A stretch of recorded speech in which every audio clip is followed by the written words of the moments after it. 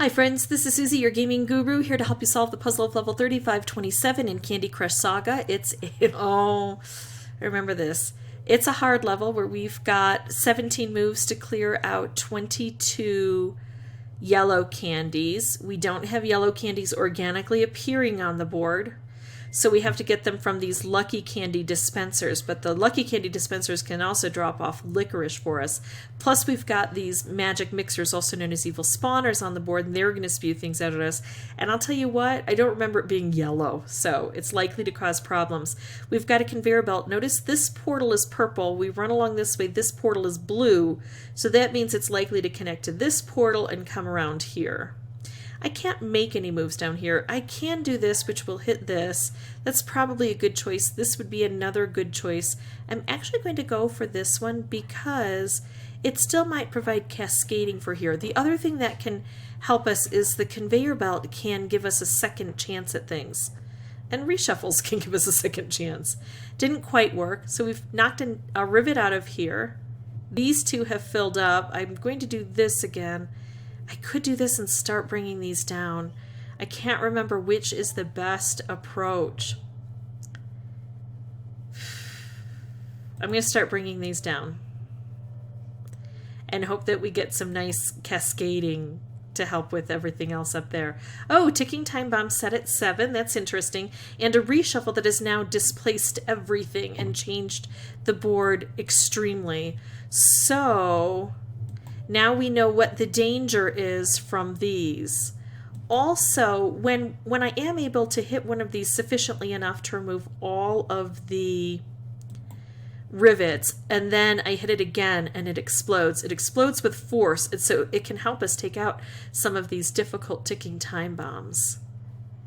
But I can't really rely on that right now, can I? Because I can't hit any of them with enough force to get them gone. I have to try to eliminate these on my own, and I don't think it's going to work this time round. Alright, so if I can't take care of that right now, I'm dead, and guess what? I see no possibility of me taking care of that. The other way to win would be to collect the remaining 22 yellow. I don't think that's happening either. I'll just blow this up and see if amazing things happen with cascading, and they didn't.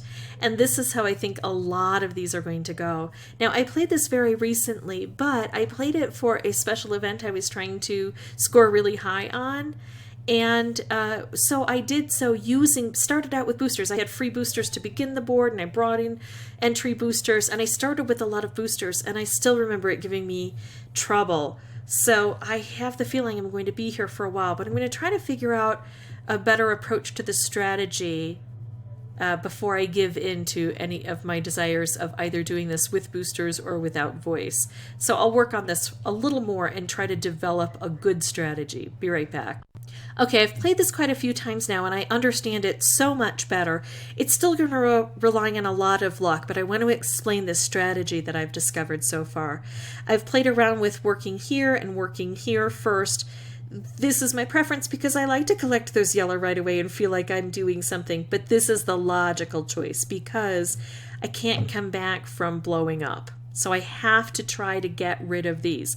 The other thing is, look, we've got portals here and they link directly to here. So when I do get one of these completely removed from the board, I get the benefit of getting things to stream in. This only has a little bit, but these guys can offer me a lot. So that's what I need to do. The other thing I need to do is stay ahead of those ticking time bombs.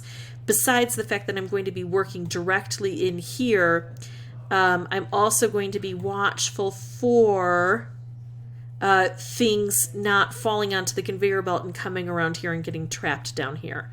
A lot of things to deal with. I can't strike that one anymore. I can't strike either of those. I don't have a stellar move here because I do have to be looking at each of the opportunities.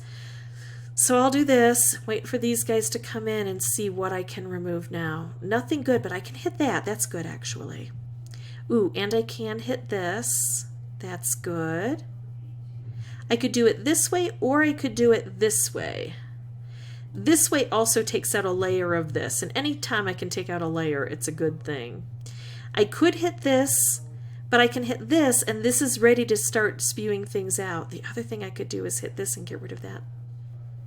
I'm going to do that because that's the dangerous ticking time bomb right now. So let's take care of the most scary, dangerous thing first. All right. So I can remove this entirely now.